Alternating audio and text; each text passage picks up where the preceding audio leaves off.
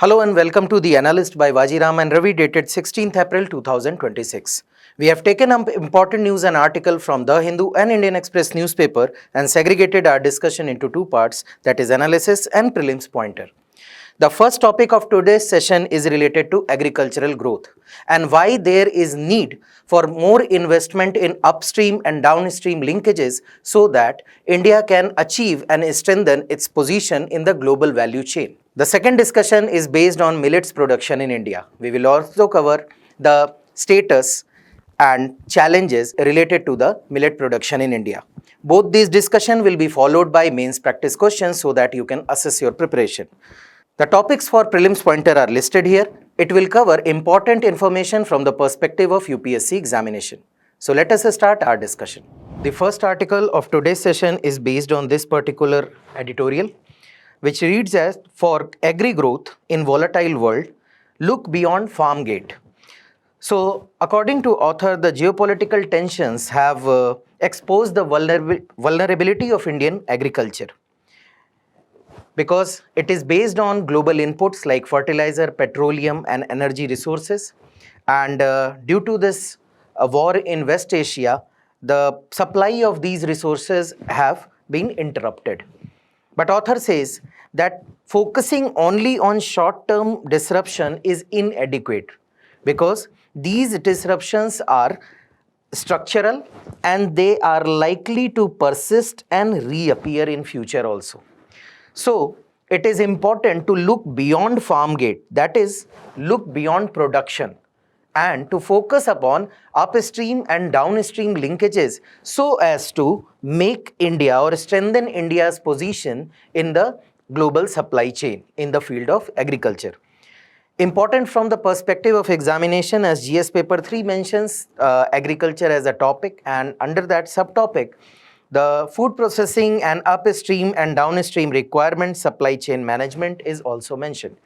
UPSC previously has asked question like this one: elaborate the scope and significance of supply chain management of agricultural commodities in India. Another question was, what are the main bottlenecks in upstream and downstream processes of marketing of agricultural products in India? So in this discussion, we will be covering the significance of agricultural sector, the challenges and way forward as suggested by author, and some other way forwards associated with the challenges of the agricultural sector.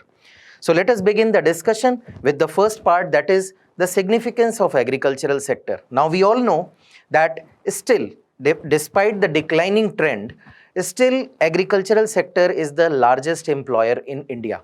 Around 43% of workforce, as per the periodic labor force data, 43% of the workforce is still engaged in the agricultural sector. But problem is that despite having 43% of the workforce, the contribution hovers between 16 and 18% of the GDP. And if you will see this table, you will find that it is decreasing gradually. So in the year 2020-21, where it contributed 20.3%, in 2022-23, it has contributed 18.3%. And now it has gone down from the 18% also, and it hovers between 16 and 18%. What we know, disguised unemployment is an outcome of this. Large number of population is engaged in an activity which is not giving that much of contribution towards the GDP. This is but still, if it is contributing, still this contribution of 16 to 18%, if you will see by the value, it is much of an importance, and you cannot negate the fact that is still agricultural sector is acting as a shock absorber by consuming the largest workforce and also contributing around 16 to 18% to the GDP.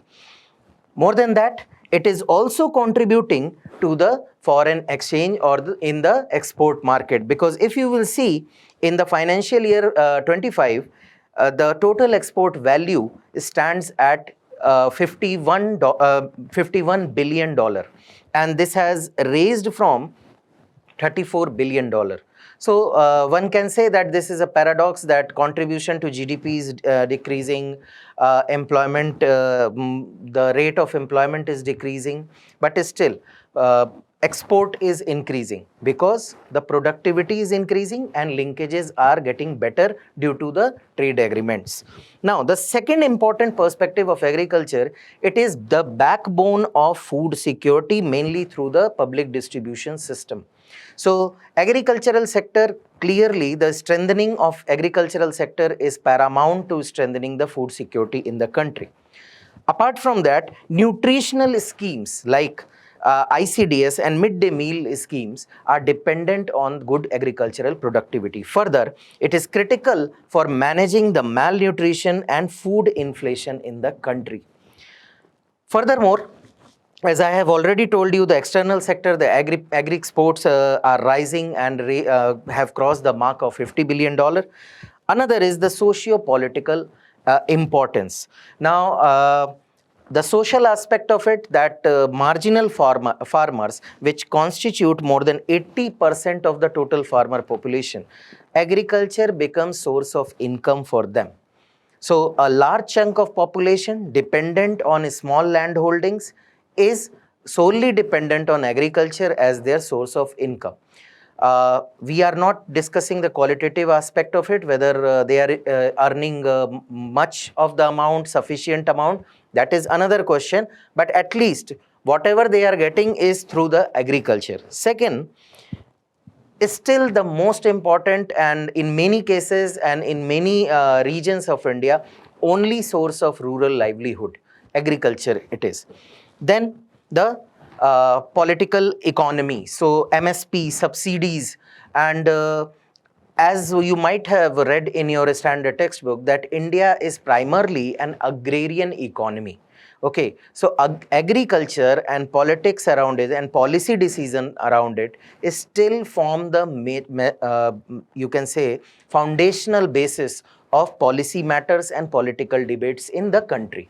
So these are the significance. Now let us see the challenges that agricultural sector is facing. Now first is related to the input vulnerability, as has been highlighted by the article itself. So you are dependent on fertilizer, you are dependent on petroleum, diesel basically, you are dependent on energy, electricity. Again, in production of an electricity, you need energy security. This kind of vulnerability, because still 90 to 92% of the crude oil import, India is dependent on import itself. And any vulnerability, any supply shock can disrupt the sustenance or the continuation or the healthy working of the agricultural sector, and can lead to cost push inflation. Because of the rising cost of the inputs, the output will be costlier, which is going to affect the other section of the society as well as farmers. Second is the changing climate and environmental stress. Now, erratic monsoon every year, heat waves, rising temperature, they are affecting the overall productivity of farmers as well as the crops themselves. The quality of crops, the production of crops, the per hectare productivity, it is all getting adversely impacted.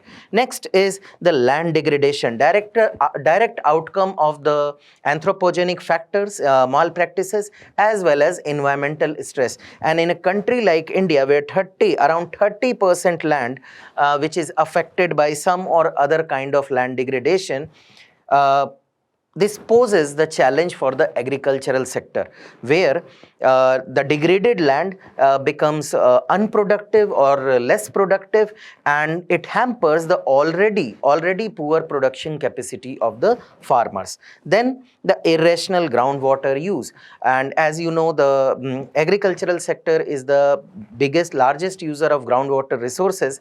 Problem is not that they are largest, but there are practices which is causing the depletion of groundwater level, and this depletion is affecting the soil quality itself due to the salinization and alkalinization of the soil, and due to the contamination of soil. So these things are again overall impacting the productivity, farmer and the consumer.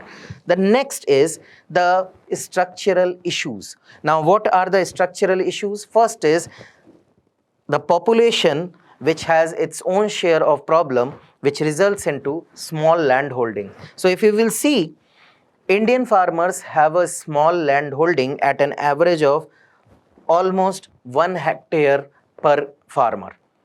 Now, this small land holding does not give a chance for a sufficient, or you can say a qualitative produce. So, a small land holding, not a financially viable produce, and then the perpetual vicious cycle of the poverty continues, which directly relates to the poor production, poor pricing, and then acts as a feedback loop for poverty to remain consistent or persistent. Second problem is productivity. Now, if you will compare the productivity of Indian farmlands or Indian agriculture with the developed countries or even China, you will find there is a huge discrepancy. So, if just to consider the average, the productivity is 2.7 ton per hectare. And if you will compare it with China, you will find that it hovers around 4.7 ton per hectare. The production. Just take a case of rice, where we have around 3.5 ton per hectare, and if you will take China, it is having around 6.7 to 6.8 ton per hectare, almost double. If you will consider 3.5 and 7, it is almost double. So the same land parcel, so if you know, India has more arable land than when compared to China, but this higher productivity keeps them you can say in a position of sufficiency in terms of food production, while we are operating at a lower level, or we are operating not so efficiently. Then the mechanization. Now, if you will see this map, high mechanization, if you will mark in India, only 2 states have high level of mechanization, namely Punjab and Haryana. Rest of the state, if you will see, Uttar Pradesh, Uttarakhand, West Bengal, Andhra Pradesh and Telangana and Maharashtra, they fall in medium category. The rest of the states fall under low mechanization category. And if you will compare it with world data, India's mechanization is around 45%. Where if you will compare it with Brazil, it is 75%, and if you will compare it with China, it is roughly around 60% of the mechanization, which directly impacts the productivity. Use of machine tools, modern tools will increase the productivity, which is the use of machines and mechanization is very low in India when compared to other countries. Then comes the market and value chain gaps. Now we are moving toward the downstream. So till here, input, climate, structural issues were more related to the upstream. Now produce is there. Now downstream linkages starts.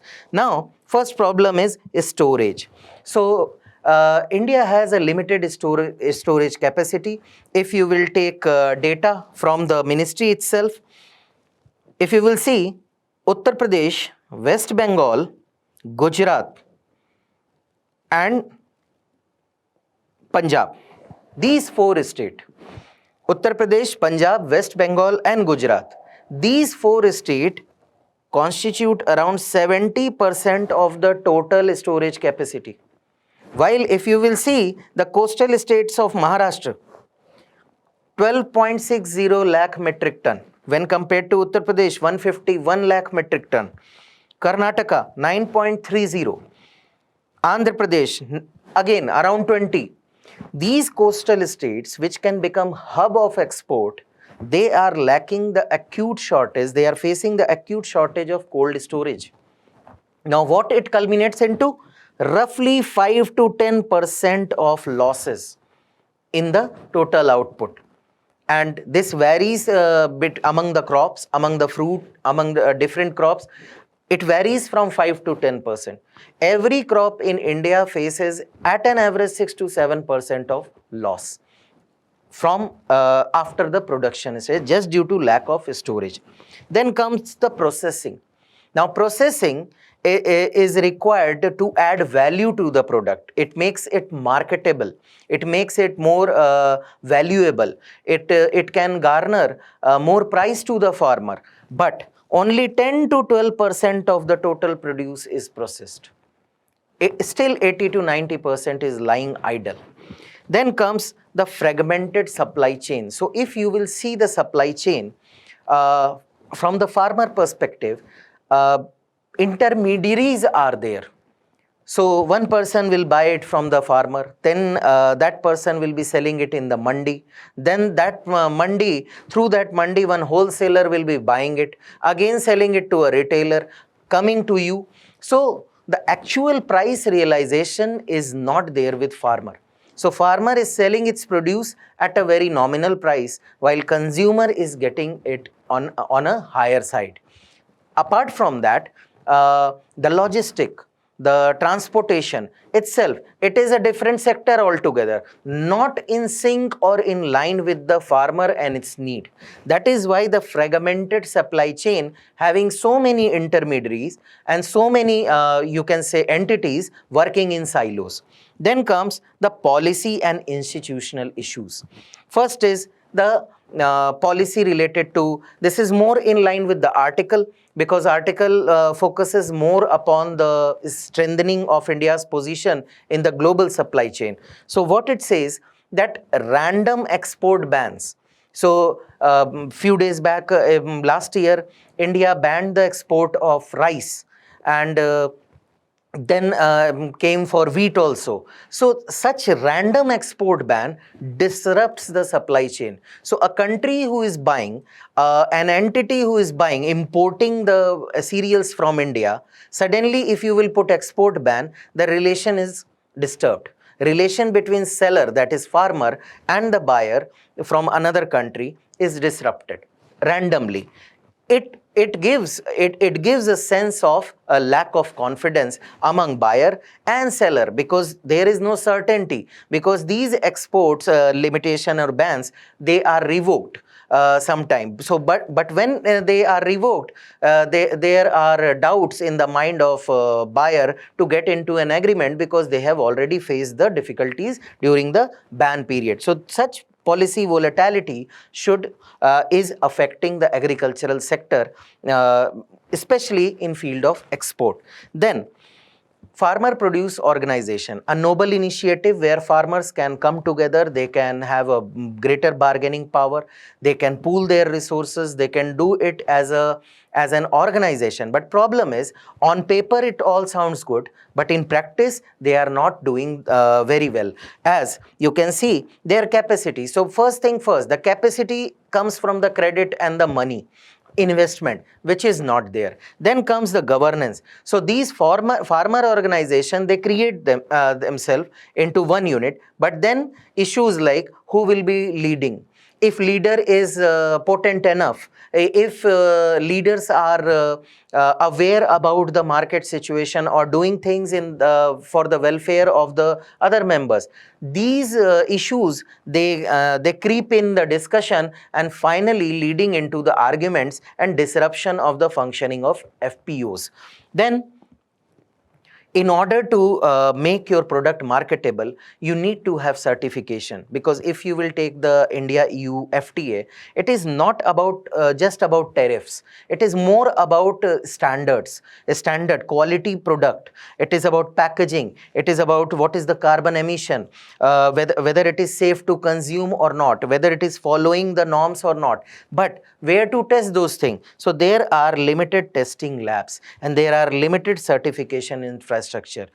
Even if there are these things, farmers are unaware about it. So again, a disruption. So your product, very potent to get marketed in the global supply chain, but is still lying idle because you have no knowledge about getting certification or about getting tested in the proper laboratories. Lastly, there are inclusion challenges. So when we talk about mechanization, when we talk about lab testing, when we talk about branding, when we talk about phytosanitary norm, don't you think marginal farmers will remain marginalized, while bigger enterprise can play a huge role in cornering all the benefits. This creates a problem of inclusion. If you are putting in all the efforts, then one thing remains, that many a times the benefit and profits is getting cornered by the big enterprises and companies. So these are the issues related to the agricultural sector. Now, key suggestion from the article, especially from the perspective of global supply chain, what author has to say, that you need to invest beyond the farm gate, you need to invest beyond production, you need to invest in cold storage, you need to invest in warehouses, you need to invest into logistic streamlining, you need to invest into labs, so that your methodologies and your process transform from production centric to value chain centric, more suitable for the global value chain. Second, your the contract should be more stable. Stable export linkages should be there. It should not be abrupt, that sometime you put in ban on export, sometime you cancel the agreements due to the wrong policy intervention. So it should be stable, and it should then it would be subsiding or negating the input side vulnerability, and will also diversify the risk, because farmer has a confidence of a stable agreement and buyer has a confidence of a stable supply. Then trade agreement. So these trade agreements are, as I told you, not tariff driven, but are regulation driven. So let's say you are a farmer, you are going into a testing lab, you are getting a certification, you are branding your product, and your product is getting accepted in European Union. Now that product itself becomes a brand, because it is being accepted in one of the toughest regulatory market. Now you can leverage this to broaden the market in other countries like Africa, South America, Southeast Asia, everywhere. Then your focus should be on value addition. So processing, only 10% you should increase. You should invest into branding. You should invest into compliance. Plus, you need to build capacity, not just production. So India has a good examples. It is not that we are doing any poor in the agricultural sector, but India need to learn from their own lessons. So export market like tea, coffee, spices, seafood, where focus was on quality, compliance and consistency. This should be the way forward for other agricultural produce. But it is not just about the global supply chain. So how to achieve the balanced and sustainable agricultural growth in India? First, need to give infrastructural push. This is the imperative to reduce the wastage, to minimize the cost, to ensure the food security, to ensure the proper and regulated and sufficient supply. Then the quality compliance ecosystem you need to have, because just saying that you should be focusing on branding, compliance will not do. You need to provide labs, you need to provide testing agencies, you need to streamline the certification process. And moreover, you need to tell farmer about these initiatives. Next is the stability. So sudden export ban and lifting of export ban should not be there. There should be a predictable trade policy. Even if any situation arises where contingency situation is there, it should be communicated well before the sudden decision making, so that buyer and seller both can create a hedge to navigate through the tough times. Then institution like FPOs, farmer produce organization, again I am saying it is very noble initiative, but we need to focus on their efficacy and efficiency in terms of governance and capital access. Further, we need to diversify. It should not be based on just EU trade agreement, but we need to diversify to Middle East, Africa and Southeast Asia. Further, In doing all this, as I told, marginal farmers should not be lying on the margins. They should be included. So there should be inclusion of marginal farmers in the value chain, not if not possible to a fuller extent, but still contract farming, digital platform and direct market linkages can be promoted, so that whatever their scale is, they should be included in the value chain, so that they are incentivized to invest more, to upgrade more, and to incentivize them to align themselves and their methodologies more towards the global standards of supply chain.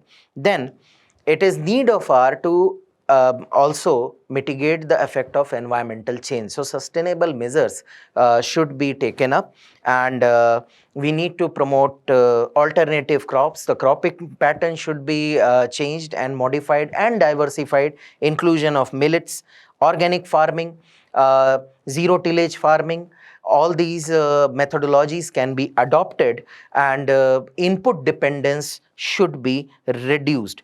It doesn't mean mechanization should be reduced, but yes, fertilizer input should be reduced, because it is not just about the bills, but about the quality of soil and crop production also. Now, based on this discussion, this is your practice question, that discuss the key structural challenges facing Indian agriculture. How can integration into global agri-value chains enhance resilience and farmer income? A 250-word answer need to be written. You can also attempt a previous year question like elaborate the scope and significance of supply chain management. So here you need to talk about both backward and forward linkages, and as well as this question, what are the main bottlenecks in upstream and downstream processes of marketing of agriculture products in India? So try to attempt these questions so as to assess your understanding of the topic. The next news article is based on millets production in India. As Prime Minister Modi in an inaugural function spoke about 9 appeals to the youth of Karnataka and country, where he made 2 special appeal. One was to include millets in the dietary habits for younger generation, and also reducing the consumption of oil, so that to tackle the problem of obesity in India. Now, we will be taking up from the perspective of GS paper 3, the millet production, the cropping pattern, and how they are important. So, we will be looking into status, scope, and challenges pertaining to millets production in India, and we will also look into what could be done in order to achieve the targets of the government of India. If you will see, UPSC has also asked a question based on millet production. It has asked, how has the emphasis on certain crops brought about changes in cropping patterns in recent past? Elaborate the emphasis on millet production and consumption. So let us take the discussion. So first thing is the status. What are millets? Millets are a family of grass. These are small grained, drought resistant and seeded grasses.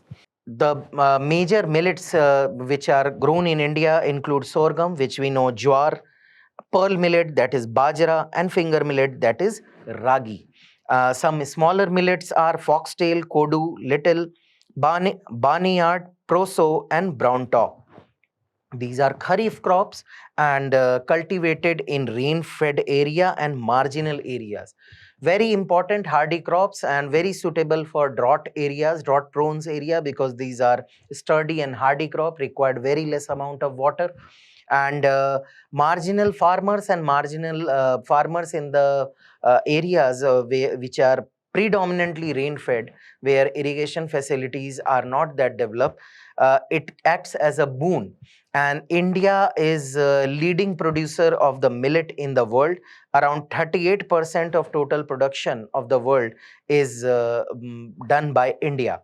If you will look into the crop wise, bajra, that is pearl millet, has the highest share. 60.3% is grown, the bajra is grown, followed by jowar, that is sorghum. Now, the government of India is focusing on millets because of its nutritional value, which we will cover in the discussion, why it is important, and to diversify the cropping pattern, to diversify the choices, basically to mitigate the ill effects of tilt toward rice and wheat. The government of India is focusing on the millet production. So India has achieved around 180 lakh ton production in 2024-25, and Rajasthan led the production, followed by Maharashtra and Karnataka. And India exported around $37 million worth of millets.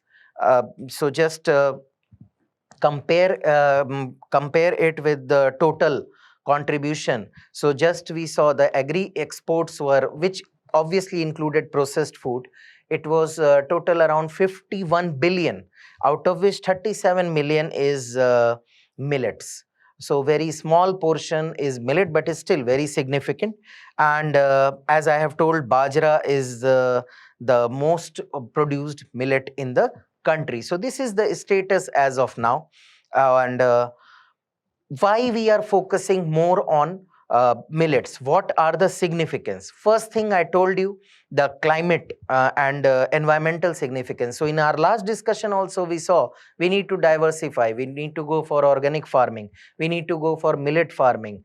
Why? Because so that we can tackle the environmental change, because these crops require very less amount of water. So if you will compare it with rice, it is one third. So 300 to 400 of rainfall or water is more than sufficient, while you require 1200 for rice. Very tolerant to drought, heat, and poor soil. A country where around 55% of net sown area is dry land, this crop can become a game changer. So despite because the biggest problem in Indian agriculture is we are sowing rice in the northwestern India also, where there was a historic you can say resource crunch of groundwater, and now and present days the groundwater depletion. They are not getting sufficient rainfall, but still they are producing rice. Why? Because it gets a stable price in the market. It is very much demand in the global market, especially basmati rice. Same is the case with sugarcane. Again, you need water, but areas where traditionally water crunch is there, water stress is there, sugarcane is being sown.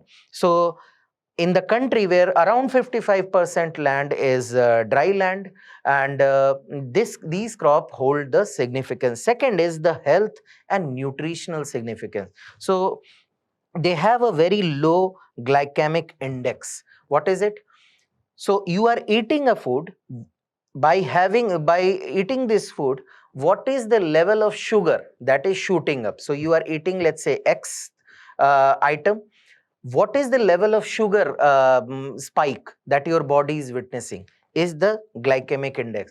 So these millets have a very low glycemic, so sugar shoot up is very low in case of feeding on the millets. Second is they are very rich in fiber, which is absolutely good for your gut health. And more than that, the nutritional value. So you have iron, you have zinc, you have calcium, especially in ragi. You have vitamin B. So you have rich source of protein in pearl millet and other millets. So nutritional value is way more high when you will compare it to rice and wheat, because they have almost negligible nutrient content. So when compared to millets, these are powerhouse of nutrient and protein. Plus they are gluten free. What is gluten? Gluten is used to give texture, a binding texture. It gives a kind of binding. It acts as a binding agent and gives a texture, chewy texture to basically used in bakery products. So pizza, bread, gluten is used. So again, Gluten intolerance is a big problem among many among large portion of the population. So these are naturally gluten free. So you might have witnessed that nowadays it is more it has become more favorable, or you can say fashionable, to have gluten free food. And because it is more it is better for health, it is good for health. So these are natural gluten-free products that you can grow uh, in the least requirement scenario also. So all in all, this nutritional and other values, they will help in tackling the triple burden of malnutrition, that is undernutrition, deficiency, and lifestyle diseases. All three things can be tackled. If you will see this map, Rajasthan is far ahead in the production compared to other centers. It still has a huge potential in Haryana and Gujarat, and the Bundelkhand and the dry area of any part of the country, like Bundelkhand in Uttar Pradesh, Vidarbha in Maharashtra, Madhya Pradesh. We have huge potential in entire India. So leeward side of the Western Ghat, we have interior plateau of Telangana. We have huge potential for millets to grow and increase the productivity. Further, the significance lies in socioeconomic aspect. So marginal land, dry areas, all these are inhabited by tribal and marginal communities. Again, this becomes a source for their income stability, and will give a sustained and you can say quality income to the small farmers and marginal farmers. Further, input cost is very low, because you don't need to put in much of water, much of fertilizer.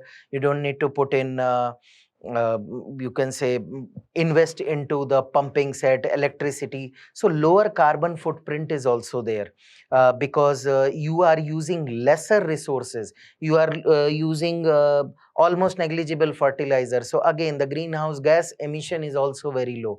So these things make it very suitable for the nutritional security, because of the nutritional content, and livelihood security, especially in the marginal areas, or for the marginal farmers, because additionally it also has a very low carbon footprint. Moreover, it has a political and strategic significance also. So more than 60 crore people globally, especially in Asia and Africa, they use millet as their staple diet. Now, India in 2023 announced the year 2023 as International Year of Millet. In India also took the millet issue of millet, and you can say the cause of millet, to the platform, global platform like G20. Here, India established itself as a global leader for sustainable agriculture. So it is similar to something like Indian International Solar Alliance, where India took a lead. So this could also become a potential tool for soft power exercise in food system perspective. So India can achieve much through it is not just farmer, it is not just the population, it is not just about nutrition, but also the geopolitics, where India can use it as a soft power. And that is why government of India is investing and focusing on it. You can see here that under the MSP, the procurement has risen from 6.3 in 2021-22 to 12.55 lakh ton, almost doubled, more than doubled. Then millet production also is increasing gradually. If you will see, around 16 lakh million ton produced in 2021-22, where around 17.5 ton was produced in 2023 and 24. So it is growing at a gradual pace, but this shows the inclination and potential, and why government is focusing more and more on millet production. But there are challenges regarding millet production. First is related to production related constraint. So productivity is very low. So as we spoke about rice, 3.5 ton per hectare. The productivity of millet is roughly around 1.8 to 2 ton per hectare, even lower than rice and wheat. Moreover, these areas which are dry land area or marginal area, whatever amount of irrigation is required is not present in these areas. That is another issue. Moreover, recent thrust, if you will eliminate the recent thrust like last 5-6 years, research and development focus is not there. So you will not find high yield variety of millets. You will find high yield variety of cotton, vegetable, fruit, rice, wheat, everything. But you will not find high yield variety of millets easily. So recently government has given a push. Now everything is getting done in the right direction, but still the infrastructure is lacking. Then coverage is MSP coverage is limited to jowar, bajra and ragi. And like any other crop, there is leakages in production and PDS integration. So again, this is a problem, and this act as a disincentive for farmers to take up the millet farming. Next thing is the consumption constraint. So dietary pattern. So if you will see, let us take the fourth point also together. Policy bias. What happened in 2013 National Food Security Act? Through this act, there was a huge subsidy given to rice and wheat. So you can get 2 rupees per kg, 3 rupees because of the subsidy. Now what it did, if you are getting something cheaper, the normal tendency is to get it. Why to wait for something that is not there in the market or which is costly? Now, this creates a demand distortion, because demand is not created due to the choice of buyer. It was created because of the subsidies. So something is available, so I started getting it. This created demand distortion, and demand of rice and wheat went on increasing and increasing. Next thing, what happened? The dietary habit changed and millets were largely marginalized or excluded, and this resulted into dietary patterns mainly focusing on rice or wheat, the dominant cereals. Now, moving back to you can say millets, or transitioning towards millets become very difficult. Then perception. Generally, these are considered as poor man food because these are raw, these are sturdy. So generally, they consider it as poor man's food, and mainly it has been tradition to mix them with fodder for the livestock. So general perception is who is gonna have it. So government, that is why you will see advertisement of multigrain wheat and all those things, so as to remove that perception that no, this is not a poor man food, this is something very healthy which everyone is taking in, including the elite in the society, to change the perception. Next is the processing challenge. Again, the gluten-free status is a benefit as well as a challenge, because now the binding agent is gone. It is difficult to handle the dough. And secondly, there is a lack of awareness among the population who is going to use the millets. There was lack of branding. Now investment is going in, but at a slower pace, mainly focusing on urban demand.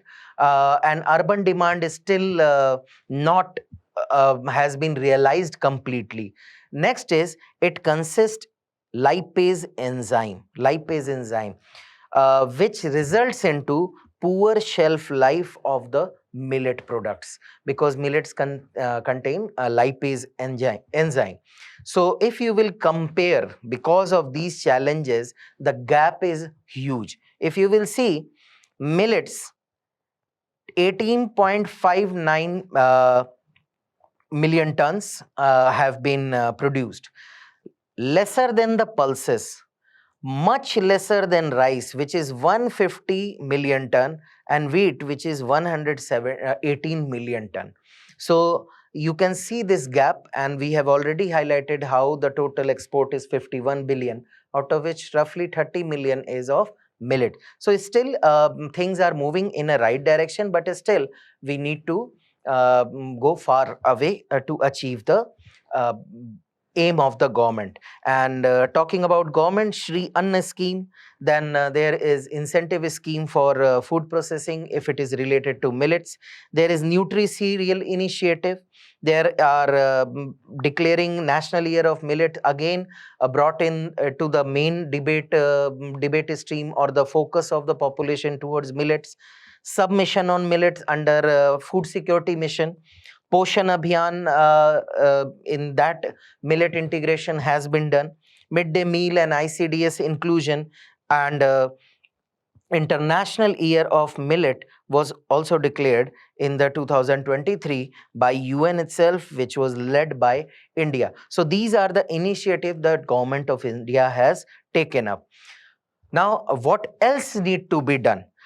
We need to push for the technology and R&D development, so that we can have better seed quality, we can have better technology, we can have better, we can provide that technology and seeds at an affordable price to the farmers.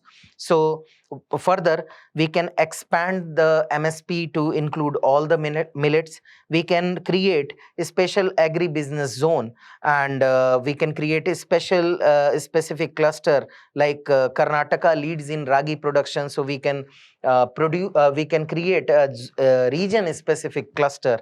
And we can also promote organic millet farming so as to make it more attractive for the consumers. Further, procurement and PDS inclusion should be streamlined and should be strengthened.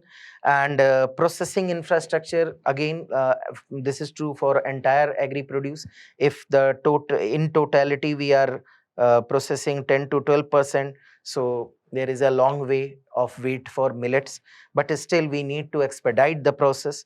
And PLI scheme, yes, it incentivizes, but still the credit availability on ground and the project clearance on ground is very low. So we need to give encouragement to the startups which are millet based, which are based on millet products. Further, we need to create demand also. It is not about production, so awareness is required.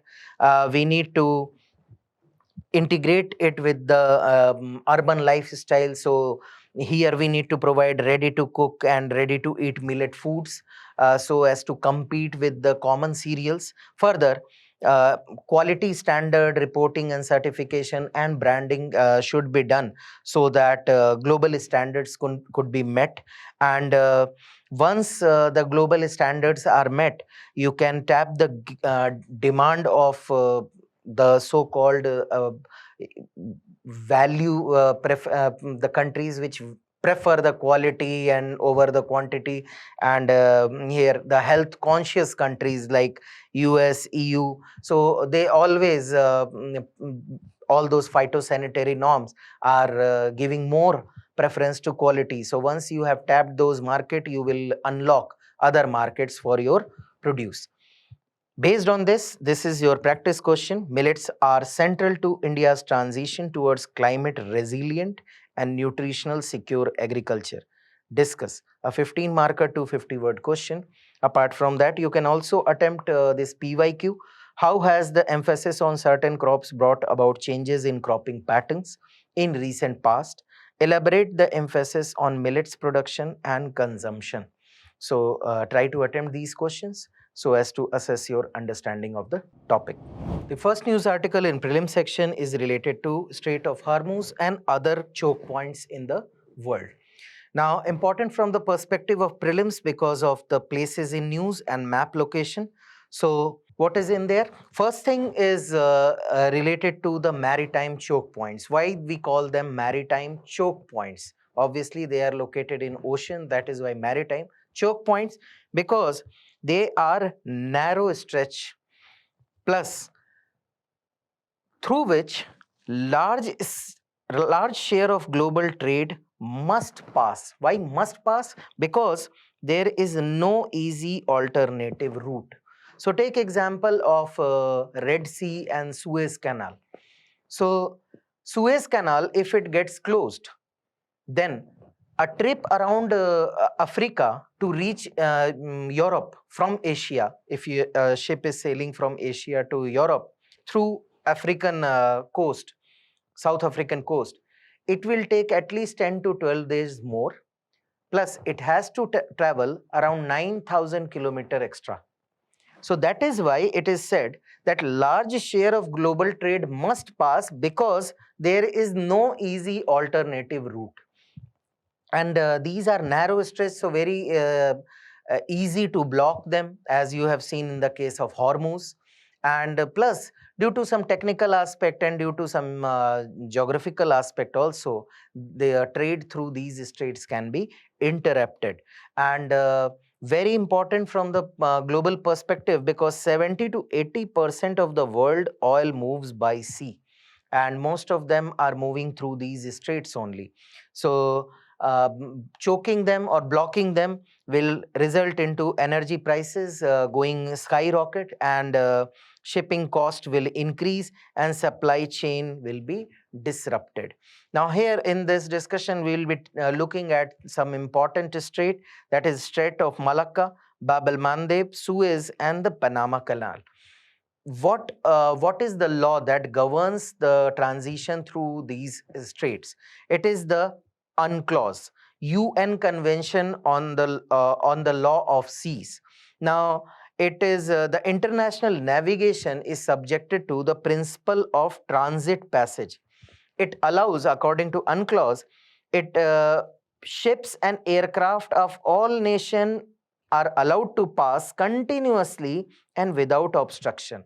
However, countries can regulate shipping due to safety issue and environmental reason. Regulate, but it should not be stopped from passing, and it should not impose selective restriction.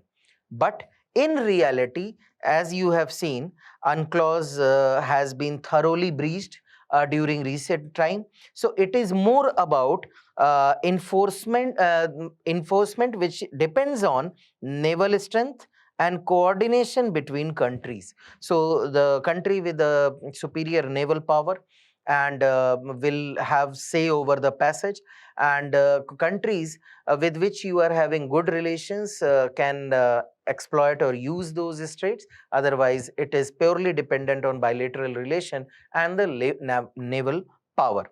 The locations that have been mentioned in the news, first is the Strait of Malacca. So location is between the Sumatran Island, Sumatran Island and Malay Peninsula, and as of now, this provides the shortest route between Indian Ocean, and Sea of China, South China Sea, shortest distance. Apart from Malacca Strait, two important passages are here. First is the Sunda Strait, lying here between Java and Sumatran Island, and connects Indian Ocean with Javan Sea. Another planned isthmus is Kra Isthmus, located here, a narrow land patch surrounded by large water bodies. Once it will be opened, or once the construction starts, it will connect Andaman Sea with that of Gulf of Thailand, and then at least for the transportation from South China Sea to Indian Ocean, this Kra-Isthmus route will become the shortest route. Apart from that, topic also talks about a Strait of Hormuz. You know that it connects Persian Gulf with the Arabian Sea, while Gulf Bab el Mandeb Strait, which again Iran has threatened that it will close the transportation through Red Sea. So Bab el Mandeb Strait again connects Gulf of Eden with the Red Sea. Just north of it, there is Isthmus or Canal of Suez, located in Egypt. It connects Red Sea with that of Mediterranean Sea. Now, apart from this, this is very important route from Asia to Europe. Asia to Europe.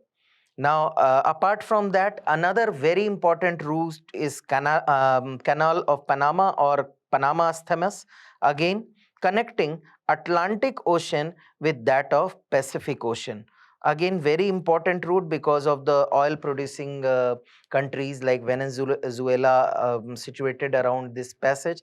Again, very important in connecting Europe and America with the Asian countries through Atlantic and Pacific. Moving further, there are 7 Indian firms which are in race to develop generic version of an immunotherapy drug used in the cancer treatment, and name is Keytruda. And 7 Indian firms are bidding for the generic version of the medicine. And but researchers says that cheaper alternative will be developed. It would take around 2 years to develop cheaper alternative. Why cheaper alternative is required? Because for a 200 mg dose it cost around 3 lakh rupees. So it will be a boon for the patients who are facing this issue of cancer, and will again control the cost of the treatment and will improve the accessibility. Important from the perspective of examination, health sector and science and technology also. So what is Keytruda? Keytruda is the brand name. Medicine is pembrolizumab, and it was manufactured by Merck and Company. So this patent will be ending soon. That is why companies are bidding for the generic drug, but researchers say that we will create alternative altogether. What is the why it is called checkpoint inhibitor? Now this is to understand. If you know about T cell are the basis of the immune response of your body.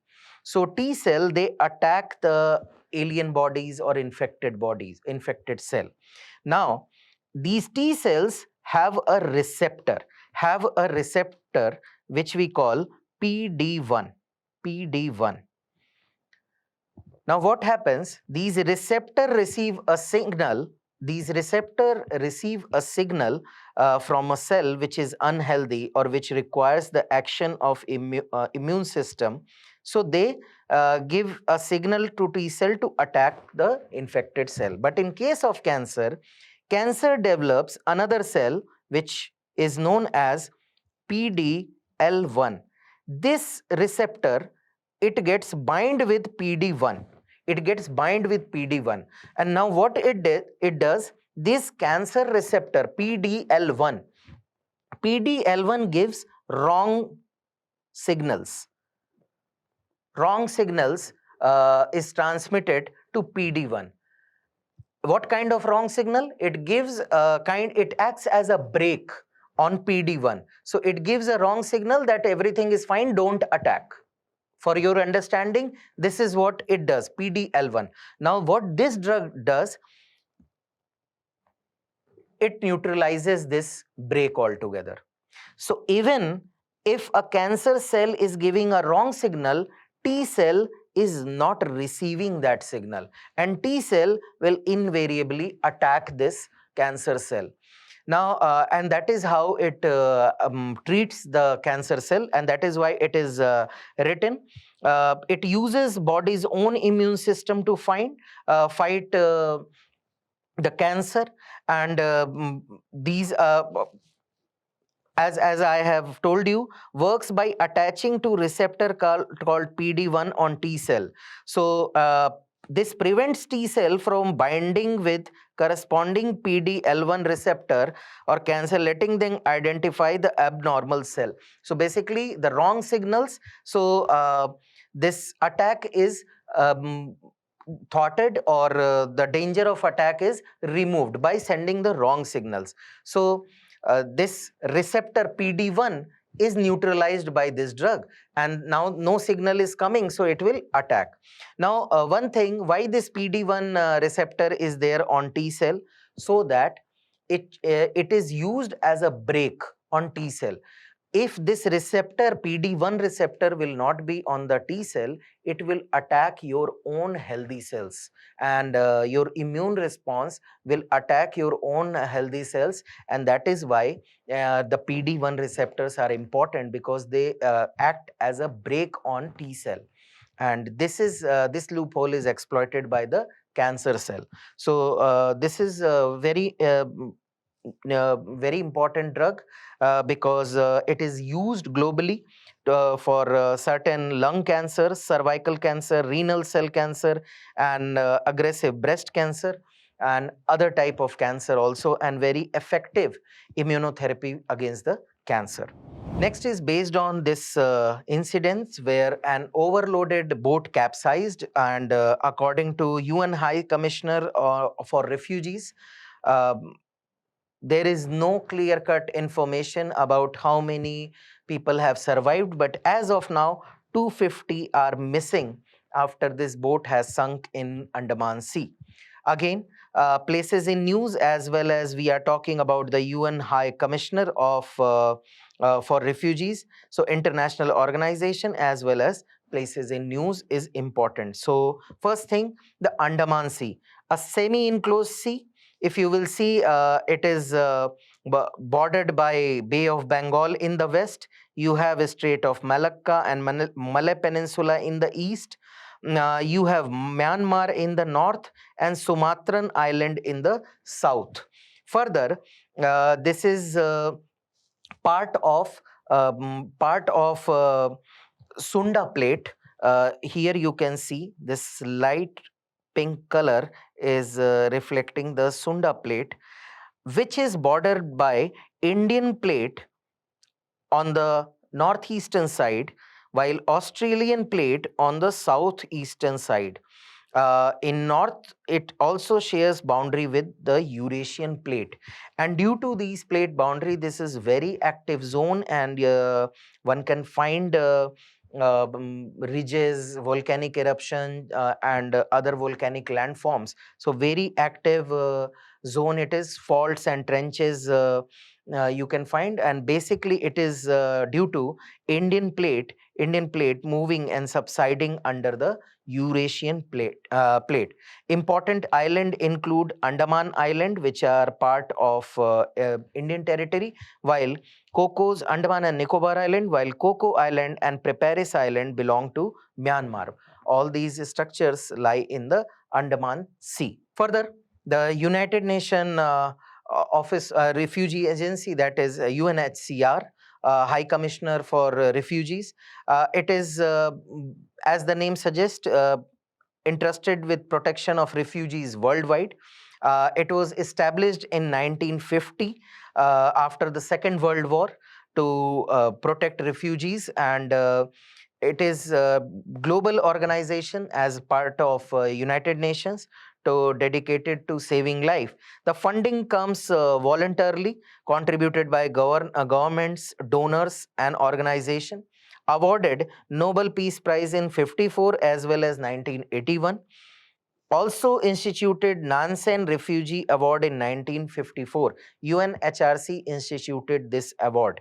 And again, governance structure include UN General Assembly and Economic and Social Council, that is ECOSOC, and Executive Committee. It approves the biennial program and corresponding budget, while presented by High Commissioner, who is appointed by UN General Assembly. So here in this news also, UN High Commissioner on Refugee has elaborated that no further information is available.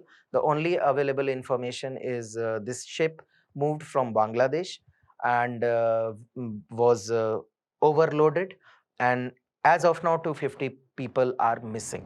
Now recently, Enforcement Directorate has raided the premise of AAP Rajya Sabha MP in Punjab, and again a debate has ensued because opposition allegation is that government is using the agencies for arm twisting, while uh, government is saying that this is routine exercise of an agency. Important from the prelims perspective, because ED is an organization which mainly deals with the financial frauds, and important from GS paper 3 perspective, government agencies dealing with such internal issues, internal security related issues. So ED, it is an specialized financial law enforcement and economic intelligence agency. It is not an statutory body, it is a specialized agency. Works under Department of Revenue, Ministry of Finance, focuses on enforcement of economic laws, mainly Foreign Exchange Management Act, that is FEMA, Prevention of Money Laundering Act 2002, PMLA, Fugitive Economic Offenders Act, FEOA. Apart from that, Conservation of Foreign Exchange and Prevention of Smuggling Activity 1974, under that it can in this particular act also grants power for preventive detention related to FEMA violation. So mainly three, but apart from that, this Foreign Exchange Prevention Act also grants some power cases related to FEMA. Director of ED is basically the cadre of ED is appointed from various central government services like IAS, IPS, IRS. So, but the director, the entire apparatus is headed by a director who is appointed by central government and on the recommendation of a high level committee, which includes CVC, that is Central Vigilance Commissioner, Vigilance Commissioners, and Secretaries of Ministry of Home, Personal and Finance. The term is initially fixed at 2 years, but Delhi Special Police established DSPE Act 2021. It allows extension up to maximum 5 years with 1 year at a time. Function mainly the enforcement of economic laws like FEMA, PMLA, and FEOA, investigation of financial crimes like money laundering, bank fraud, foreign exchange violation, and other financial misconduct. Prosecution and adjudication includes arrest, searches, seizure, summoning of individual or record for investigation. It also collaborates with other agencies like CBI, income tax, customs, ensuring and coordinated enforcement. Apart from that, enhances the main objective is to enhance the integrity of India's financial system and deter economic offenses. Now, India is chairing the BRICS Summit 2026, and Chinese Foreign Minister and Russian Foreign Minister are expected to attend the BRICS Foreign Minister meet on 14th and 15th May. Important from the perspective of prelims as the international grouping, and we will be looking at the important facets related to BRICS. So the theme of this year BRICS is building for resilience, innovation, cooperation, and sustainability. Uh, Together with all the member, they represent around 50% of the global population, 40% of the global GDP, and 26% of the trade. And with inclusion of Iran, UAE, Saudi, they also represent around 45% of global crude oil production. So this term was coined by British economist Jim O'Neill in 2001, way before it was conceptualized. So he took initials of all these countries, Brazil, Russia, India, and China, developing economies, he termed, and he coined this term BRIC. Uh, then it was formalized on the sideline of UN General Assembly in 2006. Inaugural summit was convened in Yekaterinburg in Russia in 2009. Some important sessions were conducted in 2010 when South Africa became member and BRIC became BRICS with initials of South Africa. Important is Fort Eliza Declaration in 2014, sixth BRICS summit, and it marked the establishment of New Development Bank. In 2015, Declaration, because this was declared in the city of Ufa in Russia, and a range of topics were covered: global governance, international security, and economic cooperation. The 2021 session, it was held virtually after the COVID, and again under the chairship of the India. Further, the Beijing Declaration came in 2022, BRICS countries to support talks between Russia and Ukraine, and also cooperation to fight against COVID-19, digital transformation, resilience, and stability of industrial and supply chain, and low carbon development. Major expansion took place in the year 2024 when Egypt, Ethiopia, Iran, Saudi Arabia, and UAE became full member of BRICS, and Indonesia joined in the year 2025, and other countries like Belarus, Bolivia, Kazakhstan, Cuba, Malaysia, Nigeria, Thailand, Uganda, Uzbekistan, Vietnam, they joined as a partner country in 2025 itself. However, from your perspective, the founding members, South Africa, the recent inclusion, Egypt, Ethiopia, Iran, Saudi Arabia, and UAE, along with Indonesia, these things you have to remember, the membership, not about the partner countries. If you can remember, it is good. If you cannot, just stick to the full-fledged member countries. Now that is all for today. Stay tuned for more such updates. Thank you.